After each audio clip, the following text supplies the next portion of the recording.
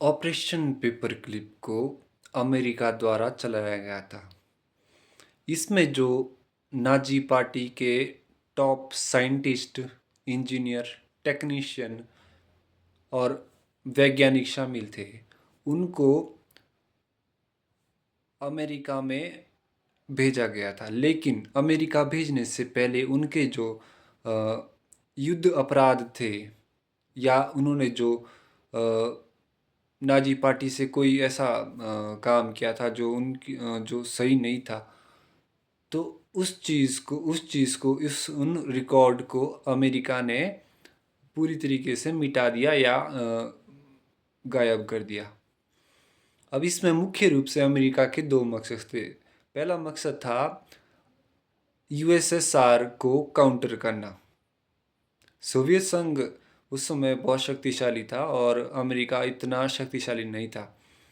इसलिए अमेरिका चाहता था कि ऐसे वैज्ञानिकों की जो नॉलेज है, जो उनका जो बनाया हुआ सिस्टम है, वो यूएसएसआर को ना मिल सके, और ऐसा हुआ भी। अमेरिका और सोवियत संघ में बहुत ज़्यादा कड़वाहट थी, मतलब बहुत ज़्यादा। आज भी वही कड़वाहट है जो पहले थी। बहुत ज़्यादा नफरत करता है अमेरिका रूस से, और इसका कारण सिर्फ एक नहीं, इसका कारण बहुत है। दूसरा मेन कारण ये था कि जो अमेरिका के अंदर उस समय कोई इनोवेशन हो रहा था या कोई सिस्टम जनरेट हो रहा था।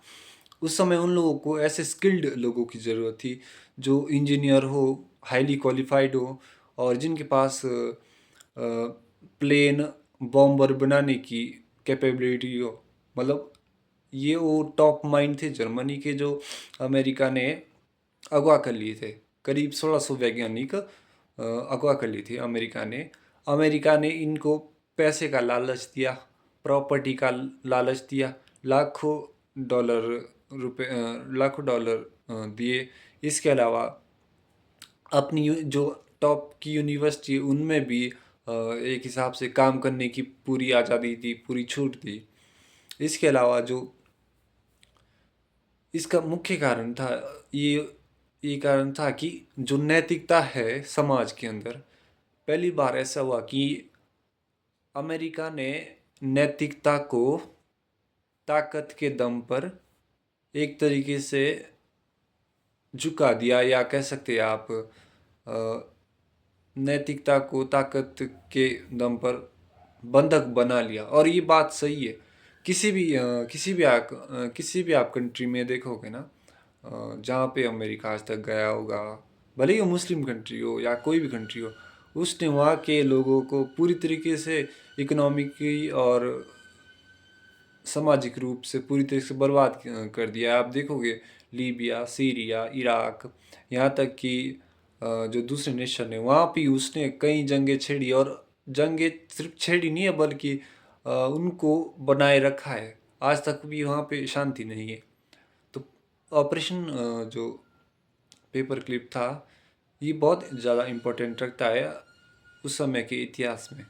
आज के भी सिस्टम में ये, मतलब एक ज़माने में जो है, ये उस समय का एक तरीके से बहुत ज़्यादा खुफिया मिशन हुआ करता था।